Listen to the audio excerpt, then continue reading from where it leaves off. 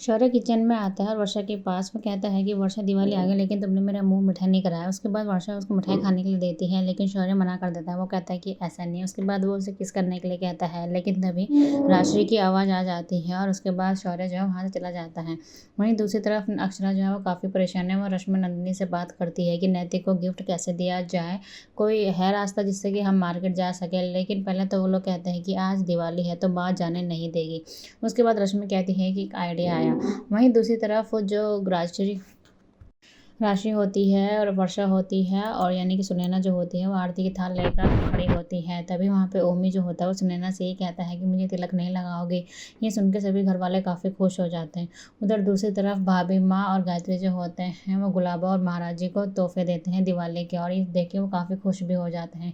तभी वहाँ पे रश्मि, नंदिनी और अक्षरा आते हैं और वो कहते हैं कि भाभी को पार्लर जाना है। पहले तो गायत्री मान जाती है लेकिन उसके बाद गायत्री कहती है कि एक काम करते हैं, पार्लर वाले को घर में ही बुला देते हैं, त्योहार के दिन बाहर जाना सही नहीं है। ये सुनकर अक्षरा को समझ नहीं आता है कि वो नैतिक का गिफ्ट का इंतजाम कैसे करेगी।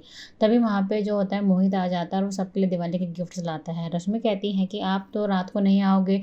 मोहित कहता है कि हाँ, रात को मेरे पास टाइम नहीं है इसलिए मैं अभी गिफ्ट लेकर आ गया सबके लिए। उसके बाद अक्षरा जो होती है वो कमरे में काफ़ी परेशान होती है कि नैतिक गिफ्ट का इंतजाम कैसे करे। तभी उसे न्यूज़पेपर पे एक ऐड दिखाई देता है जिसमें कि होता है कि घड़ी जो है वो फ्री डिलीवरी हो जाएगी आपके घर पे, आप बस ऑर्डर कीजिए। उसके बाद अक्षरा जो होती है वो उस नंबर पे कॉल करती है और वो कहती है कि उसे ये घड़ी चाहिए, भले ही वो एक्स्ट्रा पैसे ले ले लेकिन उसे आज ही चाहिए। पहले तो मना करता वो लड़का डिलीवरी बॉय कि आज नहीं हो पाएगी, परसों हो पाएगी, लेकिन अक्षरा काफ़ी इंसिस्ट करती है और उसके बाद वो मान जाती है। वहीं दूसरी तरफ वर्षा जो होती है अपनी माँ की साड़ी लेकर आती है अपने हाथ पे, जो उसकी माँ ने उसको दी थी, और वहीं जो राशि होती है वो भी साड़ी निकालती है वर्षा के लिए। लेकिन जब वो देखती है कि वर्षा के हाथ पे उसकी माँ की दी हुई साड़ी है तो वो कहती है कि आज तो अपनी माँ की दी हुई साड़ी पहन ले, मेरी वाली भाई दूज के दिन पहन लियो। वहीं दूसरी तरफ अक्षरा जो होती है नैतिक की साड़ी निकालती है, लेकिन जब गायत्री आती है तो काफ़ी हैवी साड़ी लेकर आती है, जिससे कि अक्षरा कहती है कि माँ मैं तो आज ये वाली पहनने वाली हूँ। लेकिन गायत्री मना कर देती है। वो कहती है कि इसमें बहुत हल्का काम है और बहुत हल्की साड़ी भी है तो तुम्हें ये पहननी चाहिए। लेकिन अक्षरा के एक दो बार बोलने पे गायत्री कहती है कि ठीक है, जो तुम्हें सही लगता है। वैसे भी आजकल की जनरेशन की हमारी मैच पसंद नहीं होती है। उसके बाद अक्षरा कहती है कि ठीक है माँ, मैं वही साड़ी पहनूंगी जो आप लेकर आई हैं।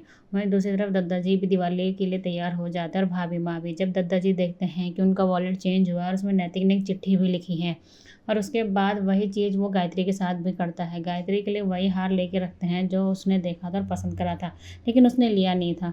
उसके बाद अक्षरा जो होती है पूरे घर में दिए लगा रही होती है, तभी वो गायत्री को देख लेती है और नैतिक ये कहता है कि आज पता नहीं क्या होगा, सभी घर वालों को हमारे लिए हुए तोहफे पसंद आएंगे कि नहीं।